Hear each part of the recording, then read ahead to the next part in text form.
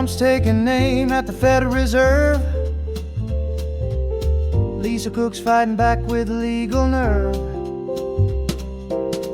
Markets are shaking, bonds are falling down, while she and Putin parade around town.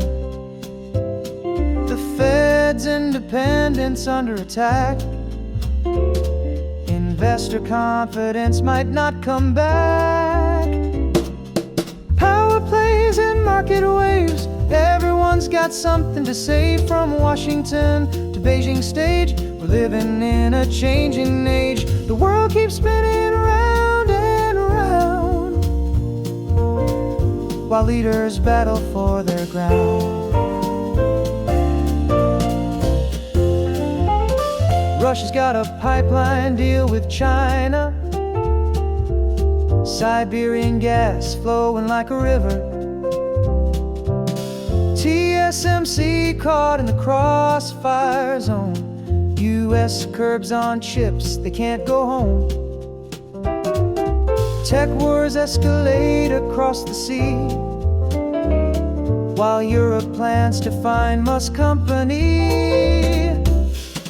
Power plays and market waves. Everyone's got something to say, from Washington to Beijing stage. We're living in a changing age. The world keeps spinning round and round,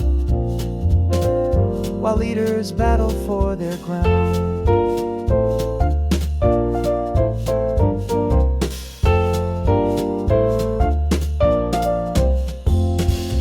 France is calling for budget compromise. Draghi's plan sits gathering dust and flies. Mark Knoller counted every presidential day. Now his voice has faded away. From Miami Beach to protest art, the world's still falling apart. In the noise, we're trying to find some truth to ease our troubled mind. But headlines clash and stories burn, and still the world keeps making turns. Tomorrow brings another day of power plays and market waves. We'll keep on singing through the storm till a better world is born.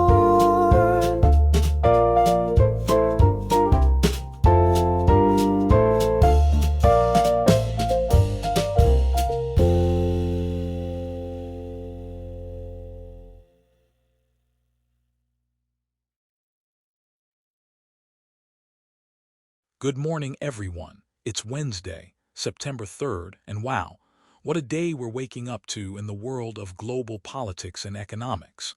Let's dive right into the biggest story that's got everyone talking: the escalating battle between President Trump and the Federal Reserve. Lisa Cook, one of the Fed's board of governors, is literally lawyering up as Trump claims he has vast powers to oust Fed officials. This isn't just political theater, folks. Experts are warning that these attacks on the Fed's independence could seriously undermine investor confidence at a time when we really can't afford it. And speaking of markets, U.S. stocks are taking a beating as this global bond sell-off just keeps getting deeper. Tech shares are getting hammered, and it's all connected to concerns about rising debt piles in major economies worldwide. Meanwhile, across the Pacific, we're seeing some fascinating geopolitical chess moves. Russia just announced that China has agreed to a massive new Siberian gas pipeline deal. This isn't just about energy, it's Putin getting a much-needed export route while signaling an even closer relationship with Beijing. And if that wasn't enough drama in the tech world, the US just put new curbs on TSMC's tool shipments to China. American chip-making tools heading to their Nanjing plant now need U.S. licenses, another escalation in the ongoing tech wars. Over in Europe, there's potential trouble brewing for Elon Musk's X platform. The EU is expected to slap them with penalties for allegedly breaching the Digital Services Act. And here's the kicker: this could actually threaten broader US-EU trade relations, especially since Trump has been so critical of these European digital laws.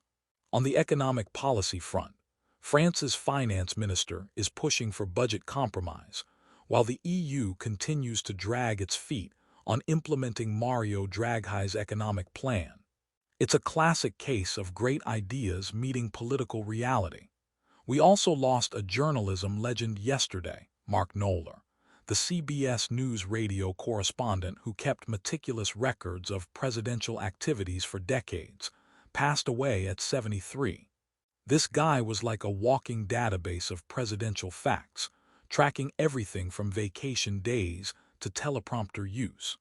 And in one of those bizarre stories that could only happen in our connected world, there's this whole mess involving a CEO caught on video snatching a hat from a child at the US Open. The problem? Online rage got directed at the wrong CEO entirely. Turns out there are two different Polish companies with very similar names, and the innocent guy is getting absolutely hammered on social media. It's a perfect example of how quickly misinformation can spread in our digital age.